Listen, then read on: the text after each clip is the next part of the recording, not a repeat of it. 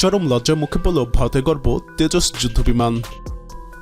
Dubai air শোতে প্রদর্শনী চলার সময় ক্রেতাদের সামনে বিধ্বস্ত হয়েছে বিমানটি। এতে পাইলট বের হতে না পেরে নিহত হয়েছে। কয়েকদিন ধরে ভিডিও ছড়িয়ে পড়েছিল তেজস যুদ্ধবিমানের ট্যাঙ্ক থেকে তেল বেরিয়ে যাচ্ছে। ভারত সেটিকে গুজব বললেও এখন আরও বড় লজ্জার মুখে পড়ল বিমানটি। অথচ দুবাইতে সেই একই মঞ্চে পাকিস্তানের JF-17 যুদ্ধবিমান নিচে পারফরমেন্স দেখে $1 মিলিয়ন নতুন অর্ডার লুফে নিচ্ছে। এই বিধ্বস্ত হওয়ার ঘটনা ভারতের জন্য বড় ধাক্কা, কারণ দুবাই এয়ার শো মঞ্চ ছোট নয়। এখানে দেশগুলো তাদের সবচেয়ে শক্তিশালী প্রযুক্তি দেখায়, আর এখানে ভেঙে পড়া মানে সরাসরি ক্ষমতার পরীক্ষায় না টেকা। বিশ্বে বড় বড় সামরিক খাত এখন প্রশ্ন করছে, যদি প্রদর্শনীতে উড়ানোর চাপে বিমানটি টিকতে না পারে তাহলে যুদ্ধক্ষেত্রে কিভাবে টিকবে। তেজস যুদ্ধবিমান নিয়ে বছরের পর বছর ভারত শুধু বড়াই করছে, কিন্তু বিমানের ভিতরের প্রযুক্তি এতটাই জটিল এবং সীমাবদ্ধতায় ভরা যে অনেক দেশ শুরু থেকেই এর উপর আস্থা রাখতে পারেনি। প্রথম সমস্যাটি হলো ইঞ্জিন। তেজস নিজস্ব ইঞ্জিন তৈরি করতে পারেনি। আমেরিকার পুরনো GE-404 ইঞ্জিনের উপর পুরোপুরি নির্ভরশীল হয়েছে।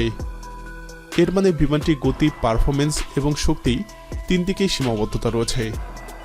দ্বিতীয় সমস্যা হলো ওজন বৃদ্ধি।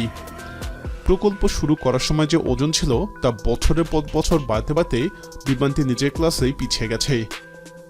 লাইট এয়ারক্রাফট হওয়ার কথা, কিন্তু বাড়তি ওজনের তার চটপটে বা ম্যানুভারেবিলিটি ক্ষমতা কমিয়ে দিয়েছে।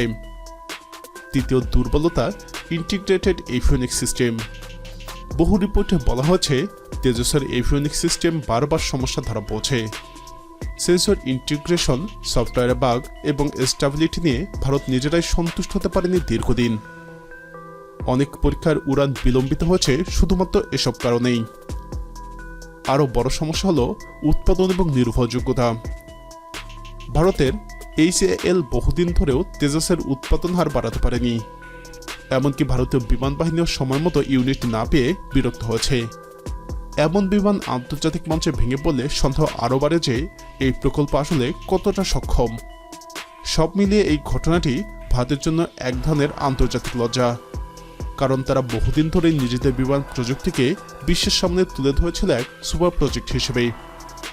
কিন্তু দুবাইয়ের আকাশে বাস্তবের পরীক্ষা দেখিয়ে দিল প্রযুক্তিতে এখনও বিশাল ফাঁক রয়ে গেছে।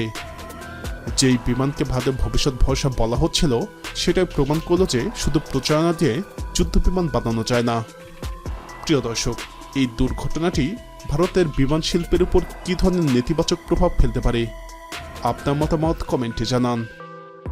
এরকম আরও ভিডিও পেতে আমাদের চ্যানেলটি সাবস্ক্রাইব করে আমাদের সাথেই থাকুন।